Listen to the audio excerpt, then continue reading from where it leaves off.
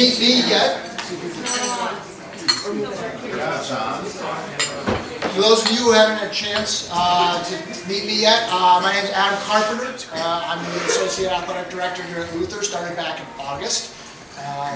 Seeing that it is spring sports season and the usual MC gets to answer the questions today, I am the one that gets to present them. So, first off, I want to thank Rubaiyat for their support of Norris Athletics and the lunch today.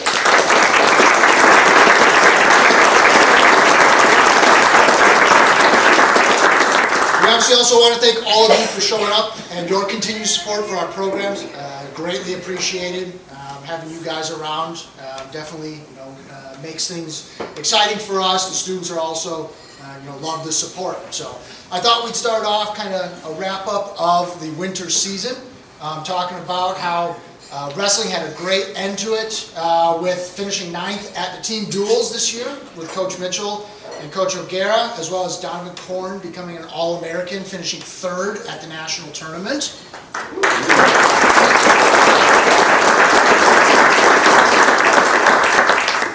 We had swimming and Coach Zander once again becoming conference champions. As well as sending Colin Halverson and Jack Bell to the National Divers Championships down in Atlanta.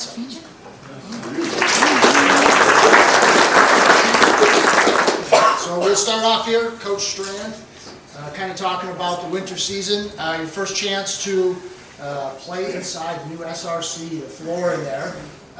You're hosting your first ever tennis match. You got to use it for practice basically since January. How does it compare to what we had, and how do we look to use that space moving forward? The new surface is awesome. It's basically the opposite of what we had. What we used to have is really, really fast, and now what we have is slow, which makes our practices a lot more effective.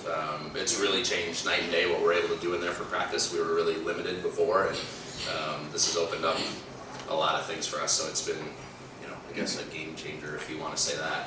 It's been a big deal for us. It looks awesome if you've been in there. Yeah, it's our kids have it, and we're grateful to have it, and yeah, it's really been useful for us. All right, well, the other program affected by this big change, obviously track and field. So Steve, obviously we're just back from spring break, but while everyone else was enjoying the warm weather, we were back here. We got a chance to host a handful of events in that space, including 3 high school meets in the last 2 weeks. How has, obviously the changes in there affected not only your program, but what we do here department-wise in terms of bringing schools in? Thanks.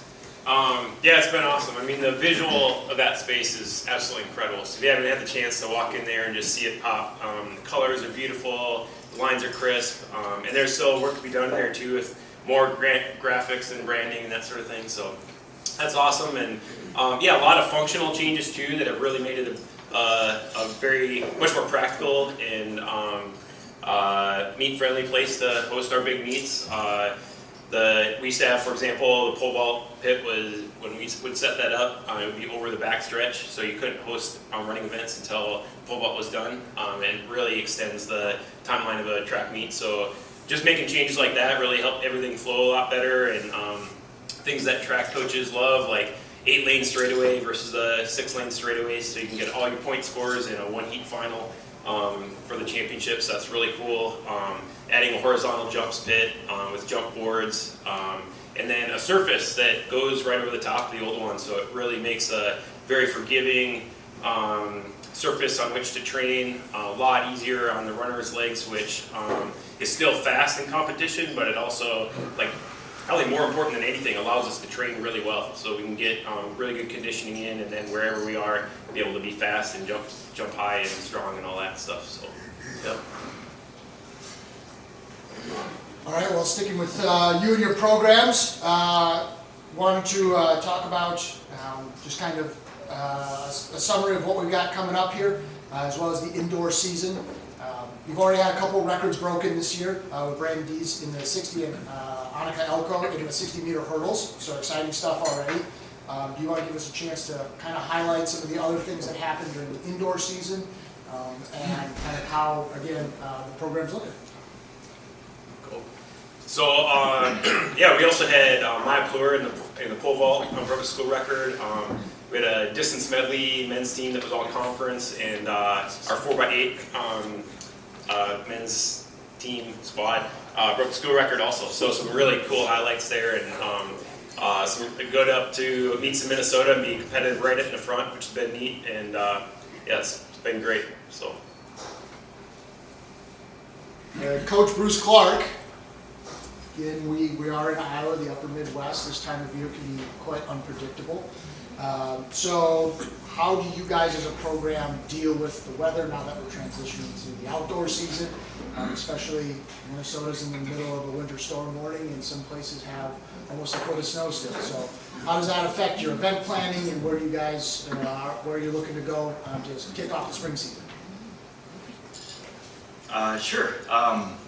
Yeah, when we were scheduling our outdoor meets, we were noticing a lot of our teams from Minnesota, so we wanted to get up there to be closer to those families. Maybe the first week of April wasn't the best time to go up to Minnesota. I think St. John's has, 2 feet of snow right now still, and More on the way. more on the way. So we're going to Platteville instead this weekend. They were able to let us in. And this is part of being I think a spring sport in general. It's got to be flexible, day to day almost. We do the best of what we can, and have to tough out some adverse weather and practice a lot, and that's just part of being a Midwesterner, I think.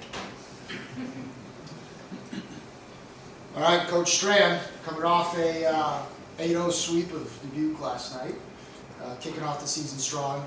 Obviously, your women had a very good fall season, being conference champs.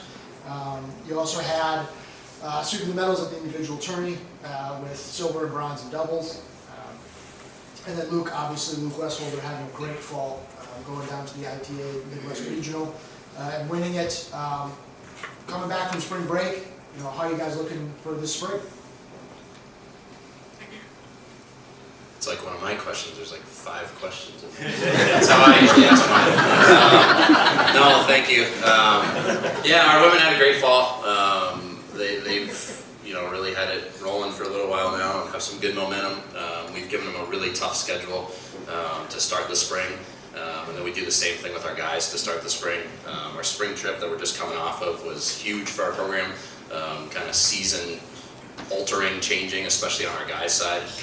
Our guys had 2 wins all spring going into that week and came out of the week with 8. Had some really big time performances, had a lot of really close matches. Had 3 5-4 meets they pulled out. Our women had 5 5-4 meets, won a couple of them. The 3 that we lost were probably teams that I didn't think we'd maybe even be that close with. So our spring trip and the support we get from the NAA with that and all of our donors was huge, and just an amazing experience for our kids. And yeah, our women are excited to host an automatic qualifier match on the 20th of April. And if we're fortunate enough to advance to the 22nd, we'd have a chance to host again to try and qualify for the national tournament. And then our men have a lot of conference stuff coming up. Just had our first match last night at Dubuque. And so got off to a good start there. And then yeah, Luke from the fall, Luke Westholder, he's a sophomore on our team. He was our number 3 player as a first year. Took him a little while to kind of figure out college tennis and how to get it going, but he started figuring it out at the end of the year last season, worked really hard over the summer, and then the tournament Adam was referring to, we have a big regional in the fall, we go up to Gustavus for it, 128 players in the draw, and he won the whole thing. It's the first time we've had a guy win it in like 30 years since Sujay won it a long time ago. Kelsey had to look that up, that's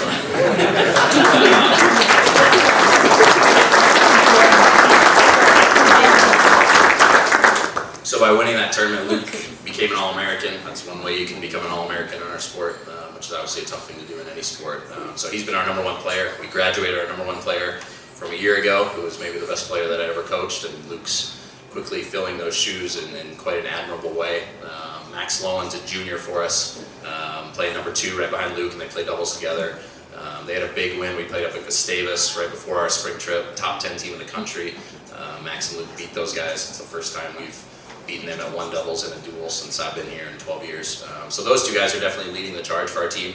And then we have a lot of new faces. Right now our top 6 singles players are those 2 guys and 4 guys who weren't on the roster last spring. And then we've got some guys who maybe were in our lineup a year ago who are right on their heels and eager for playing time. So yeah, excited about where our kids are at and hoping the weather will get a little bit warmer. Grateful that we've got the indoor space that we do, and grateful that we don't have 2 feet of snow like St. John's. So.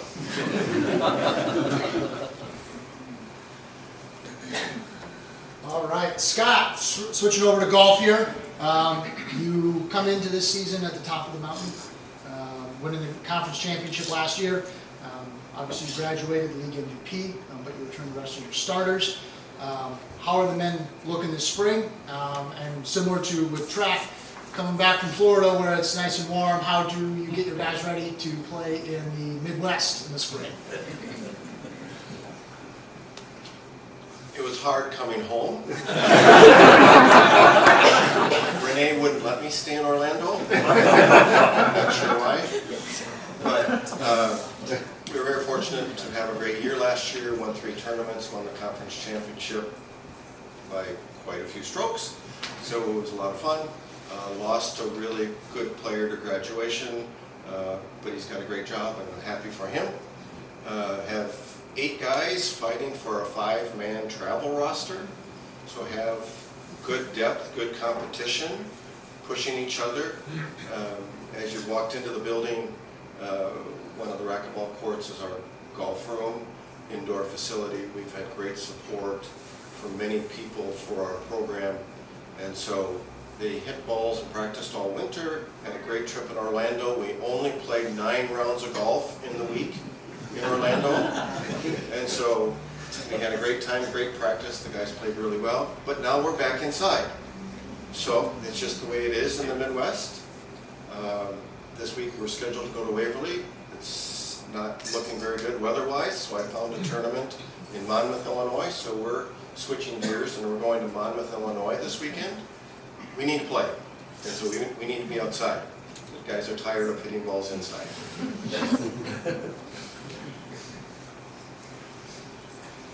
Coach Nickel, let's start off with the big news.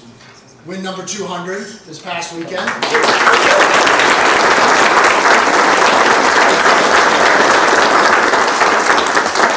Quickly followed by win 201, and most importantly, the sweep of Wartburg.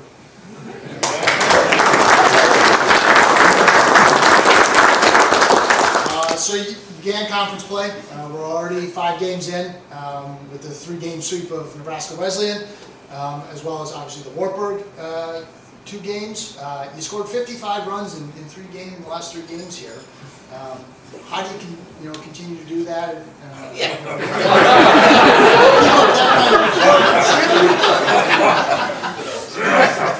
I think maybe our guys like the cold weather. me being in northern Minnesota, maybe we just play our best in the cold. But no, it's been a great start to conference play. We played a really aggressive non-conference schedule at the beginning of the year.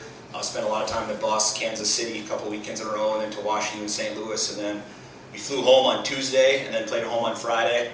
Guys had the opportunity to shovel the field off on Wednesday, which was a great bonding experience for me. But it's funny, some of our kids from California, they always say they know a true Midwestern when they say, well, the sun's out, there's no wind, it's pretty nice out. So they always laugh, like, Coach, cold is cold. I don't know how someone can say that when it's 35 degrees. But no, it was great. I mean, to see our kids go and play really well again on Wednesday. They love playing at home. We've got a great natural surface, and I think that helps us out really, really well. And I think in those cold weather games, you just gotta, be a little tougher than the opponent and battle through it. I thought we did that all 5 games, and it was good to see the bats come alive a little bit here coming out of the spring break trip. All right. Lastly, softball.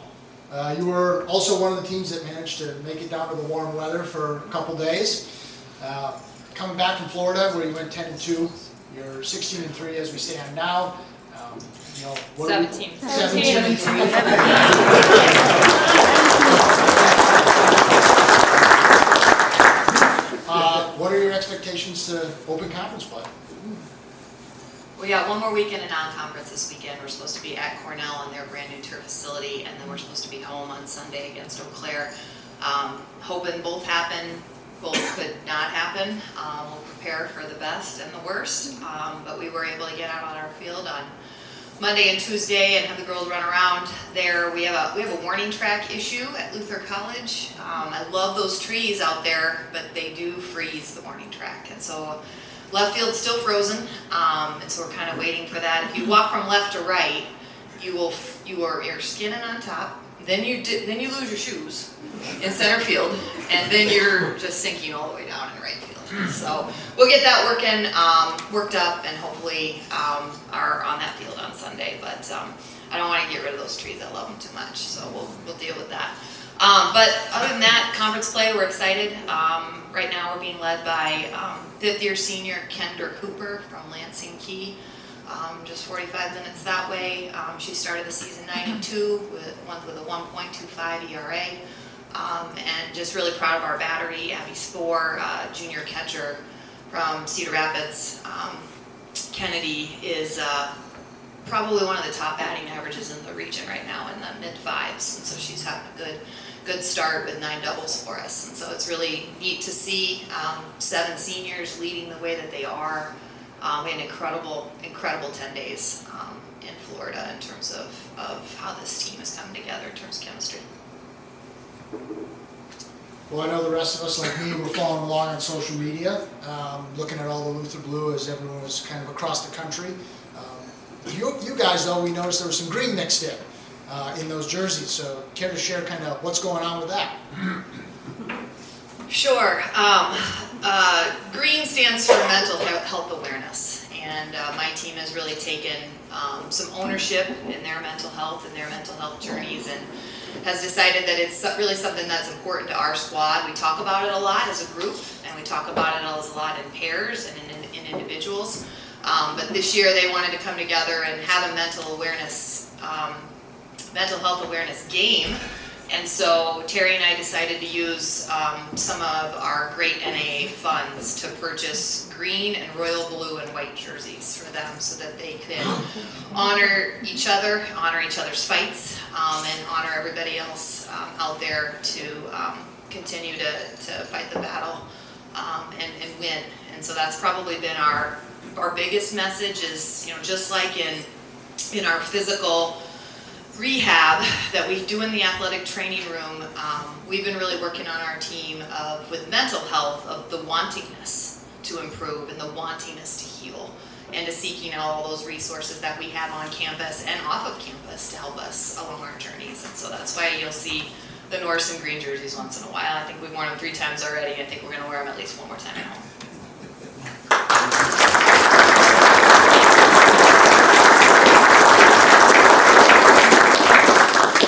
All right, well, that's all I've got for the coaches today. Thank you for answering all of my difficult questions. Appreciate it. Looking forward, obviously, to you guys having a great spring season. Hopefully, when we meet again, we get to talk about all the great things that happened. Thank you to all of you, again, for showing up today. Just to reiterate our appreciation of your support for our programs and our department in general. And a thank you to Rubaiyat as a business sponsor of the NAA. Again, we truly do appreciate everything that you guys do for us.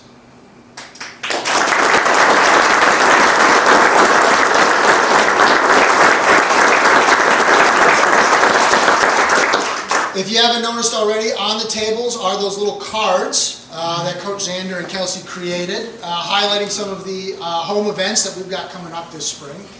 One in particular, I hope everyone circles the date on their calendar for, is the 29th of April. We're going to be doing the opening ceremony and dedication ceremony for the Ann and Bob Naisland Sports and Recreation Center up on campus. So finally giving credit where it is due when it comes to all of the changes that came to that space. So I hope we see all your faces there on that Saturday. Otherwise, again, thank you for coming. We hope to see you at events, and go Norse.